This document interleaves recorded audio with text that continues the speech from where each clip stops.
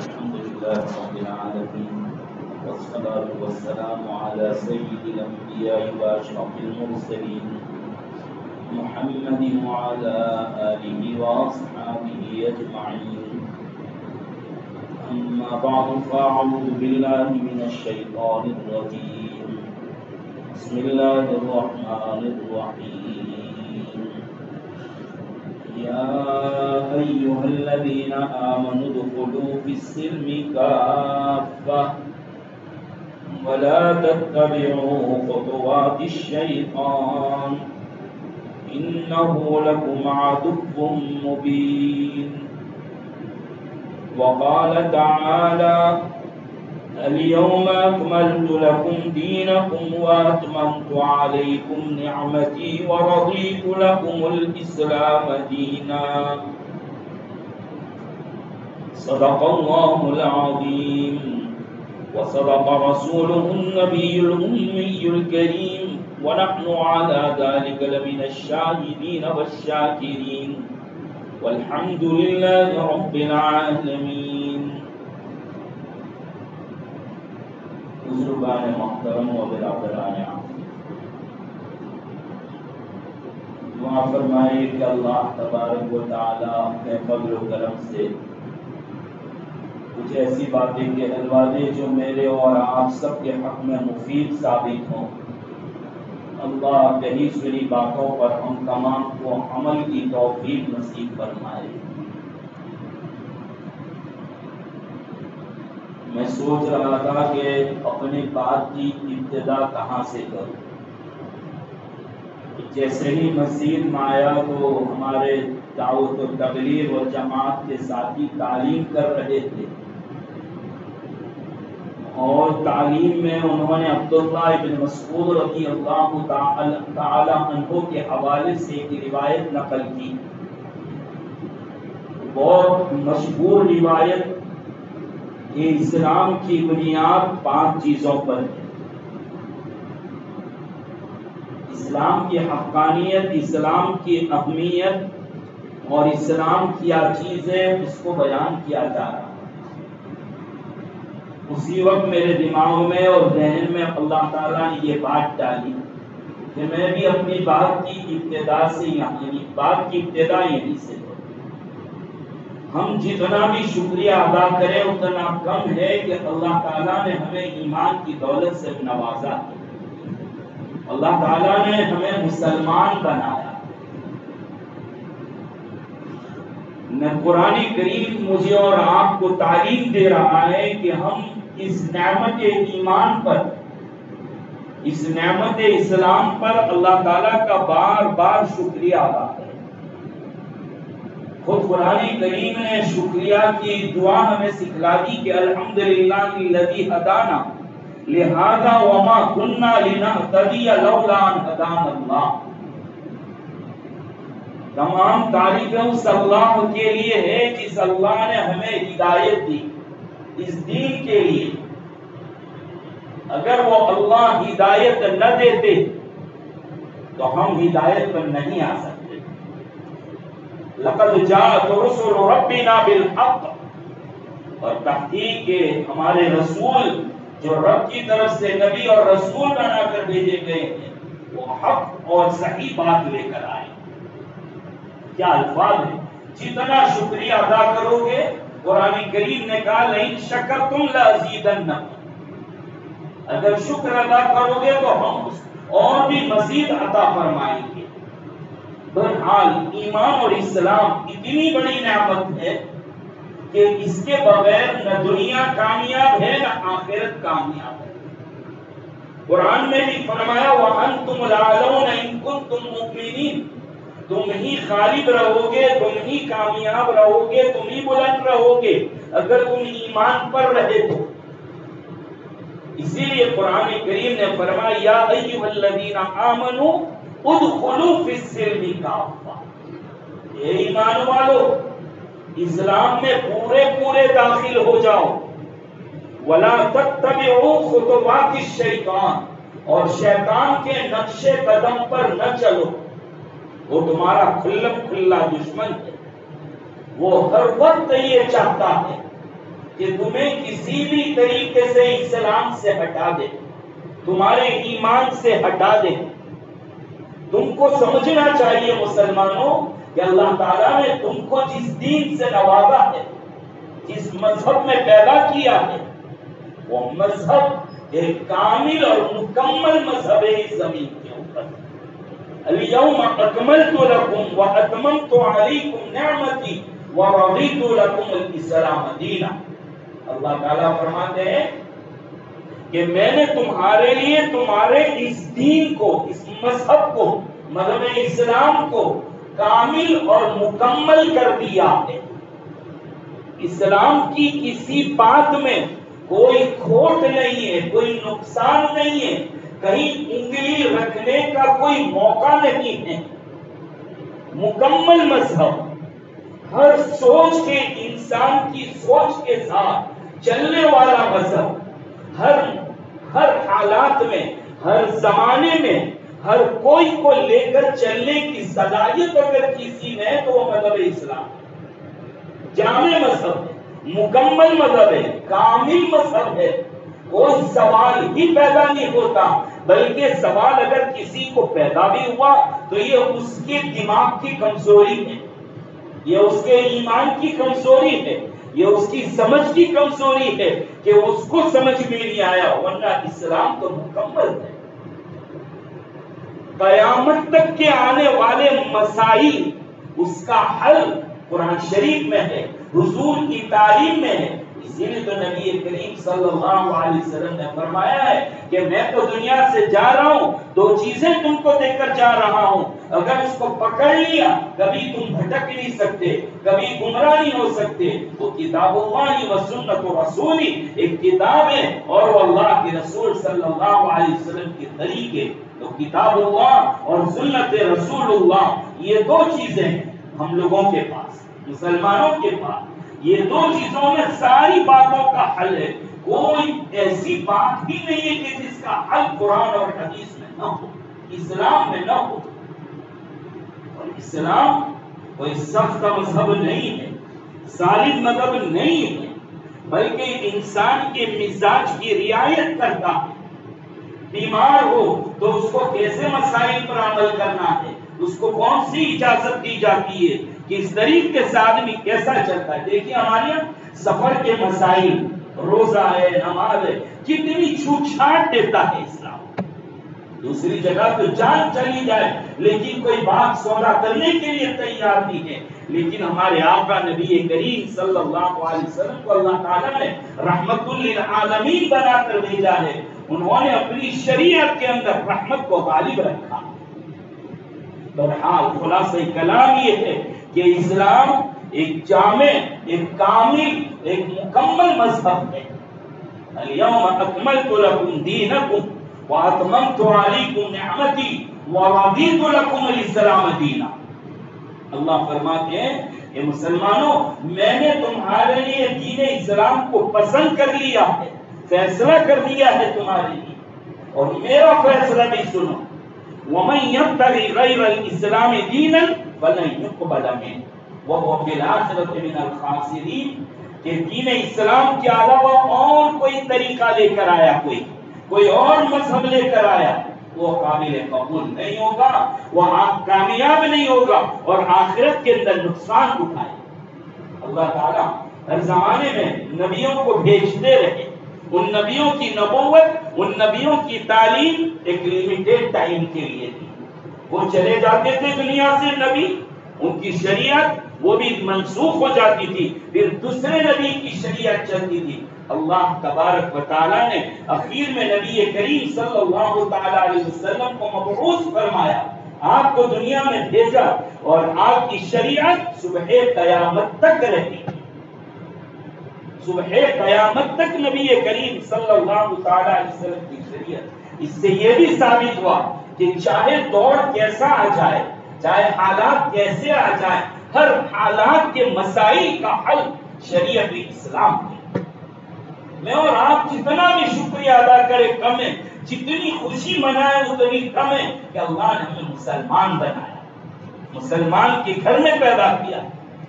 کبھی کبھی ہمارے دعوت کے ساتھی جب اپنی بات شروع کرتے ہیں تو ایک عجیب جملہ چھوٹا سا کہہ دیتے ہیں، اور وہ چھوٹا جملہ نہیں بہت بڑا ہوتا ہے۔ وہ کہتے ہیں کہ اللہ تعالیٰ کا احسان ہے کہ اس نے ہمیں مسلمان بنایا، اس نے ہمیں مسلمان بنایا۔ یا کوئی چھوٹا جملہ نہیں، بہت بڑا۔ اسی میں تو دنیا کی کامیابی ہے، اسی پر تو آخرت کی کامیابی ہے۔ ایک مسلمان کو دل چھوٹا کرنے کی ضرورت نہیں ہے کہ ہم کون سے مذہب ہیں جو ہمیں بات بات پر ٹوکتا ہے۔ جی ہاں، بہت اچھا مذہب ہے، بہت اچھا مذہب ہے، جس نے ہمیں کھانے پینے کے طریقے، رہنے سونے کے طریقے، جاگنے اٹھنے کے طریقے، کپڑے پہننے کے طریقے، قدم قدم پر ہماری رہنمائی ہے، قدم قدم پر ہماری رہنمائی فرمائی۔ کسی جگہ ہمیں لاوارث نہیں چھوڑ دیا، ہر جگہ ہماری حفاظت کی، ہر جگہ ہماری رہنمائی کی۔ اور اس دور کے اندر حالات میں دیکھ رہے جس اس وقت احسان ہو، اس وقت دل میں بات آتی ہے کہ باقی اللہ تعالیٰ کا بہت بڑا شکر۔ لیکن ہمیں کیا ہوتا ہے کہ اتنا جان ہے، اتنا پیارا، اتنا کامل، اتنا مکمل مذہب ملنے کے باوجود بھی، اتنی اچھی تعلیم ہمارے پاس ہونے کے باوجود بھی ہم ہر وقت دوسروں کی چیزوں کو پسند کرتے رہتے ہیں، جبکہ قرآن کریم کا یہ اعلان اور یہ حکم ہے، بشر المنافقین بأن لهم عذابا ألیما الذین یتخذون الکافرین اولیاء من دون المؤمنین ایبتغون عندهم العزة فإن العزة للہ جمیعا۔ منافقین کو اللہ تعالیٰ کا انداز تو دیکھو کیا کہہ رہے، بشر المنافقین۔ جیسے ہمارے یہاں کوئی بچہ بہت طوفان کرتا ہے، بہت شرارت کرتا ہے، ماں باپ پٹائی کرنے والے ہوتے ہیں تو کیا آؤ دکھ رہا تمہیں برابر میں میٹھی پاک کھوڑاؤ، تو کیا میٹھی پاک کھلائیں گے اس کو، کوئی مٹھائی دیں گے؟ بلکہ سمجھتا ہے وہ بھی کہ اس میں مار پڑے گی مجھے۔ اللہ تعالیٰ نے کہتا منافقین کو خوشخبری دے دو عذاب علیم کی، دردناک عذاب کی، گویا اس کے عذاب کی اہمیت اور تاکید بتلانے کے لیے کہ خوب عذاب ہوگا۔ کون؟ کہ جنہوں نے ایمان اور مومنین کو چھوڑ کر کافروں کے طریقے اپنائے، اور کیا سوچتے ہیں کہ کافروں کے طریق میں، کافروں کے چال چلن میں، ان کے طور و طریق میں تم عزت تلاش کرتے ہو۔ يَبْتَغُونَ عِندَهُمُ الْعِزَّةَ فَإِنَّ الْعِزَّةَ لِلَّهِ جَمِيعًا، تمام عزت تو اللہ کے لیے۔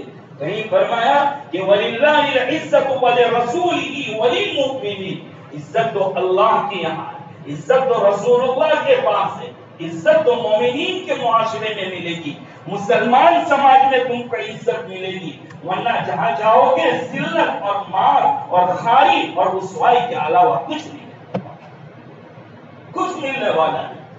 بلکہ قرآن کریم نے ایسے مسلمانوں کو تاکید کی فَلَا تَقْعُدْ بَعْدَ الذِّكْرَىٰ مَعَ الْقَوْمِ الظَّالِمِينَ، کہ ایسے کفار کہ جن کے پاس بیٹھنے سے تم بھٹک سکتے ہو، تمہارا ایمان کمزور ہو سکتا ہے، تمہارے ایمان میں تم کو شکوک اور شبہات اور سوالات پیدا ہو سکتے ہیں، تمہارا ایمان پر چلنا اور جمنا مشکل ہوتا ہے، خبردار مت بیٹھا کرو، مت دوستی رکھا کرو۔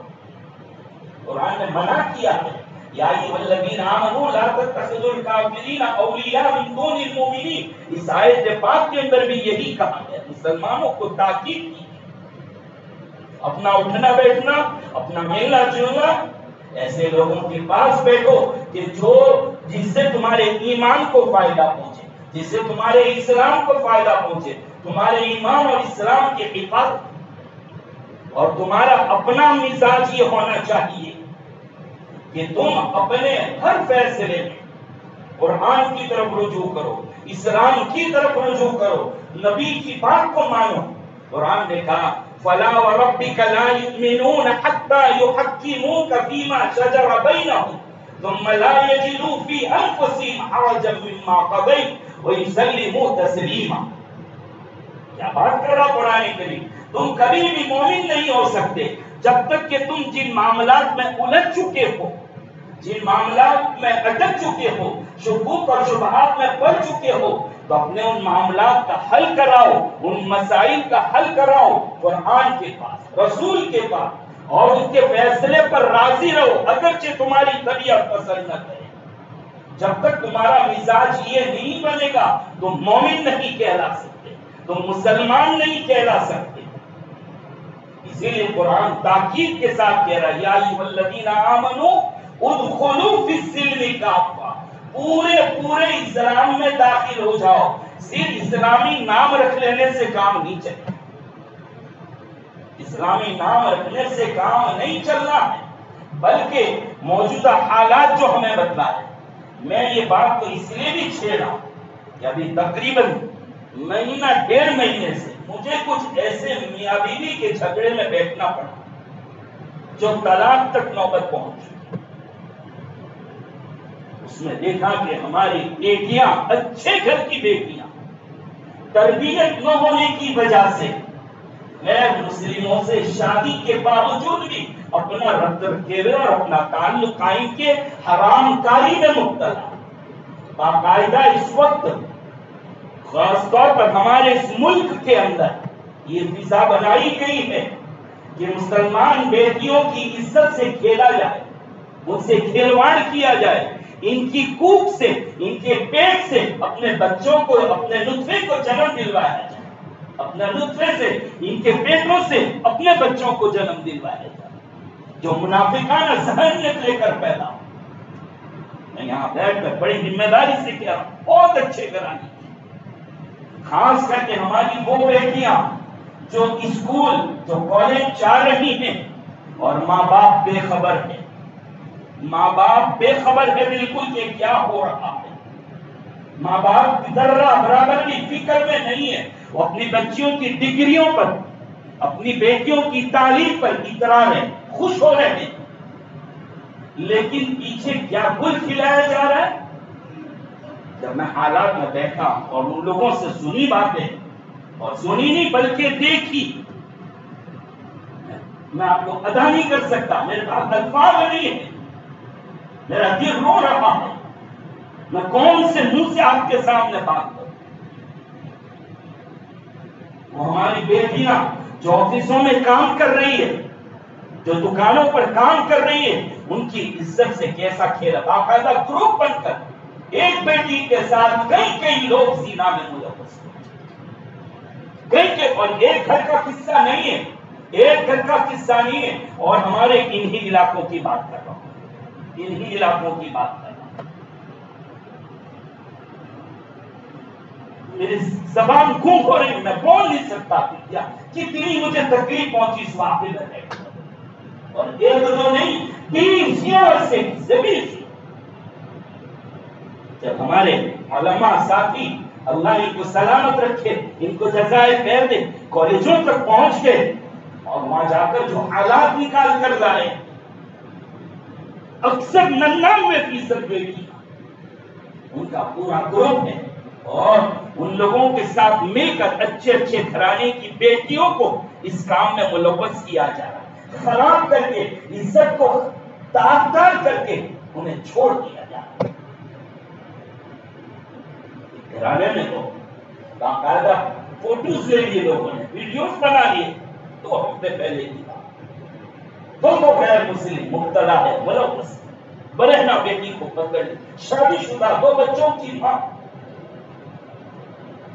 ہمارے گھروں کے اندر، ہمارے محلوں میں کچھ لون دینے کے نام سے آ رہے ہیں، 3-4 ہزار کی لون دے رہے ہیں، اور اس پر وہاں سے وہ لنک لگا کر ہماری بیٹیوں کی عزتوں سے کھلواڑ کر رہے ہیں۔ یا تو یہ ہو رہا ہے، یا ہماری وہ خواتین کہ جو اپنے شوہروں کو مدد کرنے کے نام سے کام کر رہی ہے، لیکن شوہر کی آنکھ پر پتہ نہیں پٹی پڑی ہوئی ہے کہ گھر کے اندر فریز آیا، میری بیوی کی تنخواہ کتنی ہے، کیا یہ فریز کو برداشت کر سکتی ہے، کہاں سے آیا، بائک آ گئی، کہاں سے آ گئی، اتنے بہترین کپڑے آئے، کہاں سے آ رہا ہے۔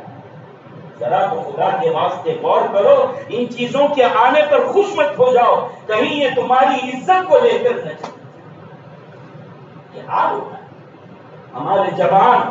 ہم آپ سے جوان بھائیوں سے درخواست کریں گے خدا کے واسطے اللہ نے جب تم کو جوان بنایا ہے قوت دی ہے تمہارے دماغ دیے ہیں تجارتوں میں لگو بیپار میں لگو اچھی جاب کرو اچھی تعلیم تم حاصل کرو اور پڑھو تم کہ تمہاری بیویوں کو تمہاری بہنوں اور بیٹیوں کو آفس کی زینت مت بناؤ ان کو کمانے کے لیے مت بھیجو زیادہ دنیا کی لالچ رکھ کر تم ان کو گھروں سے مت نکالو تمہاری عزتوں سے کھلواڑ کیا ہماری بہو بیٹیوں کے سامنے اسلام کی کمزوریوں کو رکھا جا رہا ہے کہ تمہارے مذہب میں یہ تمہارے مذہب میں یہ تمہارا مذہب ایسا ہے ان کے پاس تربیت نہیں ہے تعلیم نہیں ہے وہ جواب نہیں دے سکتی اور فارورڈ دماغ فاسٹ دماغ سب میں بیٹھنا ہیلو اور ہائی آج اس کو سماج کی ایک اچھی بات بہت سی میں جگہ کا بالکل نام لینا میں کچھ ایسے مقام پر گیا کہ جو مسلمان علاقوں سے 4 راستہ اور 4 راستے پر اچھی ہوٹلیں ہوٹلوں پر ہماری جوان بیٹیاں گروپ بنا کر آ رہی ہیں گروپ بنا کر آ رہی ہیں اور پھر وہاں پر بعد میں اس کے فرینڈ سرکل پورا آ رہا ہے اور ان کے ساتھ لے دے اور کھاؤ رہا بے شرمی کی خون کے آنسو رونے کا مقام ہے مسلمانوں اسی لیے کہا گیا کہ اچھا باپ وہ باپ ہے کون ہے اچھا باپ جو اپنی اولاد کو اچھی ڈگری دلا دے اچھے کپڑے پہنا دے اچھے کھانے کھلا دے نہیں اچھا باپ وہ باپ ہے جو اپنے مرنے سے پہلے اپنے بچوں کی ایمان کی حفاظت کر جائے اسلام کی حفاظت کر جائے عقیدے کی حفاظت کر جائے حضرت یعقوب علیہ السلام اس زمین پر سب سے اچھے لوگ جو ہوتے ہیں وہ حضرات انبیاء علیہ السلام جن کی سوچ پاکیزہ جن کی فکر پاکیزہ ان کی سوچ سے بلند کسی کی سوچ نہیں ہو سکتی وہ صرف اپنے حالات نہیں دیکھتے وہ آگے کے بھی سارے حالات کو مد نظر رکھتے جب حضرت یعقوب علیہ السلام کی موت کا وقت آیا تو انہوں نے اپنی اولاد کو جمع کیا اور جمع کرنے کے بعد عجیب سوال پوچھا اذ قال لبنیہ ما تعبدون من بعدی اے میرے بچوں بتاؤ میرے دنیا سے جانے کے بعد تم کس کی عبادت کرو گے یہ نہیں کہا کہ بتاؤ کیسے رہو گے مل جل کے رہو گے سب کے الگ گھر ہو جائیں گے کیا کھائیں گے یہ فکر نہیں کی ایک نبی نے یہ نہیں کہا کہ کیا کھاؤ گے کہاں رہو گے یہ نہیں پوچھا بلکہ کہا ما تعبدون من بعدی حالانکہ وہ پیغمبر جس نے پوری زندگی اللہ کی عبادت کی دعوت دی ان کے بچوں کو تربیت کی اس پیغمبر کی یہاں ان کی اولادوں میں نبی ہے لیکن پھر بھی عجیب سوال کر رہے کہ کس کی عبادت کرو گے کیا کھاؤ گے کیا پیو گے کہاں رہو گے اس کی فکر نہیں کی بلکہ یہ فکر کی کہ کس کی عبادت کرو گے قالوا نعبد إلهك وإله آبائك إبراهيم وإسماعيل وإسحاق إلها واحدا ونحن له مسلمون انہوں نے جواب دیا ایک اللہ کی جس کو آپ نے معبود مانا ہے آپ کے آباء و اجداد نے مانا ہے ہم بھی اسی ایک اللہ کی عبادت کریں گے یہ واقعہ مجھے اور آپ کو تعلیم دے رہا ہے کہ مسلمانوں اس دور میں بہت ضروری ہے کہ اپنے بیٹوں کی اپنی اولاد کی اپنی بیٹیوں کی اسلامی مزاج سے تربیت کرو ان کے ایمان کی فکر کرو بچپن سے ان کو اسلام پلا دو اور اسلام پلانے کا مطلب یہ نہیں کہ تعویذ دھو کے دلوا دو اسلام لکھا ہوا نہیں شروع سے ان کی چال چلن پر ان کے کپڑوں پر میں بہت تاکید کے ساتھ کہوں گا کہ وہ باپ کے جن کے گھر میں بیٹیاں ہیں کپڑوں کا خیال کرو ابھی سے بچپن سے حالات بہت خراب ہوتے جا رہے ہیں وہ تنگ اور چست کپڑے چھوٹی چھوٹی بیٹیوں کو مت پہناؤ وہ جوان ہو جائے گی آپ کے کنٹرول سے نکل جائے گی آپ سدھارنا بھی چاہو گے اچھے کپڑے پہنانا بھی چاہو گے آپ کی تمنا ہوگی پھر بھی نہیں پہنیں لیکن اس چیز کے پینٹ ایسے آدھی رستی کے کھلے کھالے کپڑے یہ مزاج اچھے گھرانوں کا مزاج۔ یاد رکھو اگر یہ پہنایا بڑی ہو کر تمہاری بیٹیوں کی ذہنیت کافرانہ ذہنیت بنے گی، منافقانہ ذہنیت بنے گی، وہ خود اسلام پر اعتراض کرنے والی ہو۔ گھروں میں بھی ایسے کپڑے مت پہننا۔ جوانوں تم بھی اپنی حالت کو سدھارو، آؤ خدا را پسند کرو اسلام کو اور اسلامی تعلیمات پر آؤ، اپنے روابط اپنے تعلقات علماء سے بڑھاؤ۔ یا ایھا الذین آمنوا اطیعوا اللہ واطیعوا الرسول واولی الامر منکم، اللہ کی اطاعت کرو، رسول اللہ کی اطاعت کرو، اولی الامر۔ اولی الامر کا بہت سے محدثین مفسرین حضرات صحابہ کے نزدیک مصداق علماء کرام، یہ اولی الامر ہے۔ اپنے مسائل کو لے جاؤ ان کے پاس، اپنی باتوں کو رکھو ان کے پاس۔ یہ جو کہے، یہ جو اس دور میں ان کا تقریریں کرنا، اس دور میں ان کی تقریریں کرنا، آپ کو سمجھانا، یہ اللہ کا انعام سمجھو، جبکہ آج سب اپنے نفسا نفسی میں مبتلا ہے۔ ایسے دور میں وہ اپنے قوم کے لوگوں کی گالیاں سن کر بھی وہ آپ کو منبر پر بیٹھ کر سرعام دو باتیں کہتے ہیں، ورنہ کہیں ایسے حالات نہ آ جائے کہ کوئی کہنے والا بھی نہیں ملے گا۔ قدر کرو، خدا کے واسطے قدر کرو۔ باتیں سن کر یہ مت کہو کہ یہ تنگ ذہنیت کے لوگ ہیں، یہ نیرو مائنڈیڈ لوگ ہیں، ان کی ذہنیت بہت چھوٹی ہے۔ آج لوگ کہاں سے کہاں پہنچ گئے، کہاں سے کہاں پہنچ گئے، ایمان سے نکل کر کفر کی طرف پہنچے، داخل ہو چکے۔ ایک مسلمان اوپر سے ظاہری مسلمان نظر آ رہا ہے، اندر سے منافقت کی تعلیم میں پل رہا۔ اپنے گھروں میں روزانہ تعلیم کا رواج دو، اپنے گھروں میں روزانہ تعلیم کا رواج دو، 5 منٹ بھی گھروں میں وقت دو، ٹائم دو۔ تم نے ٹائم نہیں دیا، تم نے کمایا نہیں، ہماری بیٹیاں غیروں کے پاس چلی جائے گی۔ چھوڑو دوستوں، ابھی جھگڑا نمٹانے بیٹھے، کیا قصور ہے؟ طلاق ہو رہی ہے، اللہ نے توفیق کی، توڑ گئے، الحمدللہ بچ گئے۔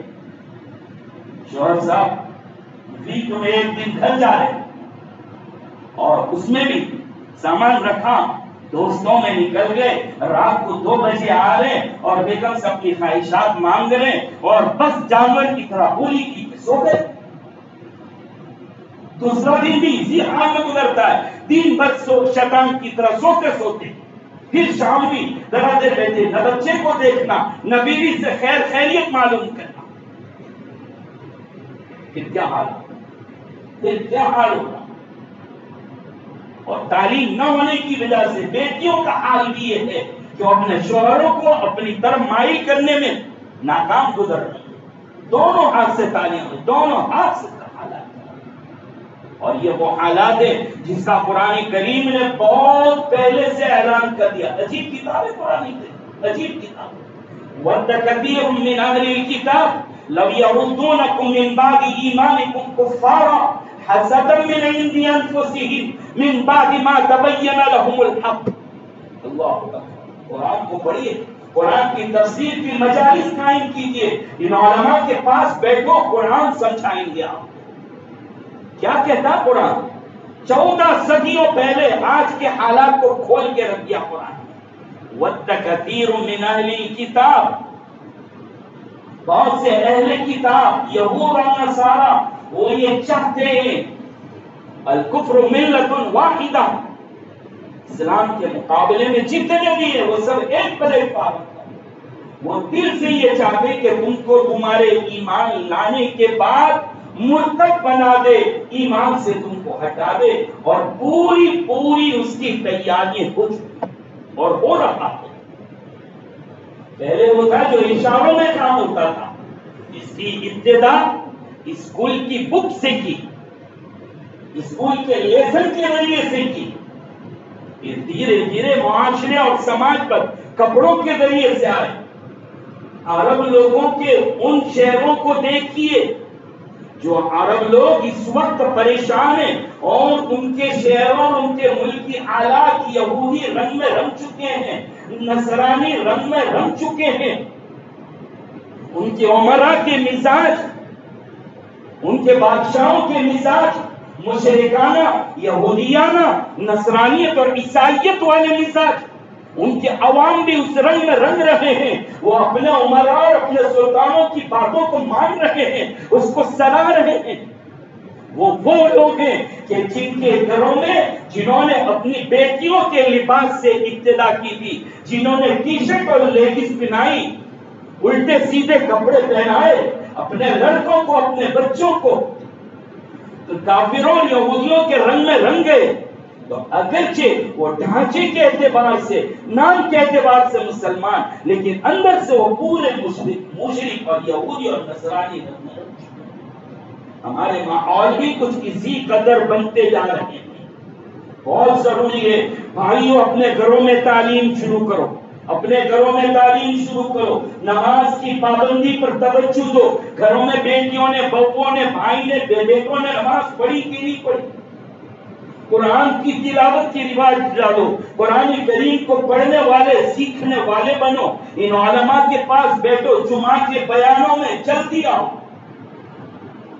مجھے تعجب ہو رہا تھا جب بات شروع کر رہا تھا تو 2-4 بوڑھے، پھر دھیرے دھیرے دھیرے ابھی آپ لوگ آئے۔ ہفتے میں ایک ہی دن تو بلاتے ہیں نا آپ کو، ہفتے میں ایک دن جمعہ کا دن، کہ آپ کے پاس دین مذہب کو دینے کے لیے ایک 15-20 منٹ نہیں ہے، 15-20 منٹ کا ہمارے پاس وقت نہیں ہے۔ اگر ابھی بھی نہ سنا آپ نے اور یہ بات خراب لگی تو آپ کو یاد رکھنا آنے والے حالات بہت خراب آ رہے ہیں۔ آپ اپنے آپ کو اسلام پر جمع کر نہ رکھو گے۔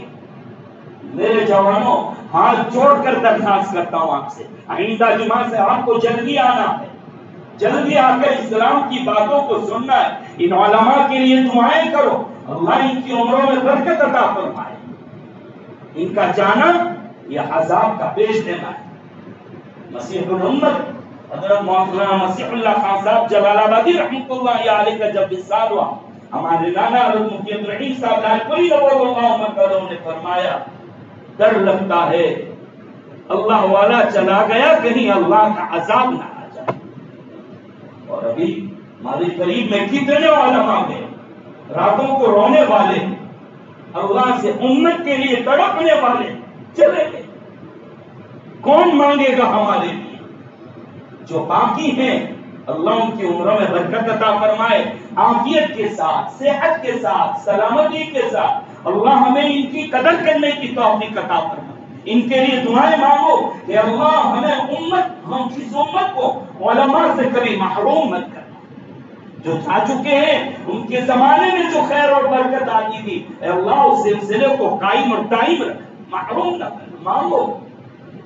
اور قیامت قریب ہے، دجالی فتنے شروع ہو گئے۔ میں اور آپ 4G اور 5G پر خوش ہوتے ہیں، وہ خوش ہونے کی ضرورت نہیں ہے جی۔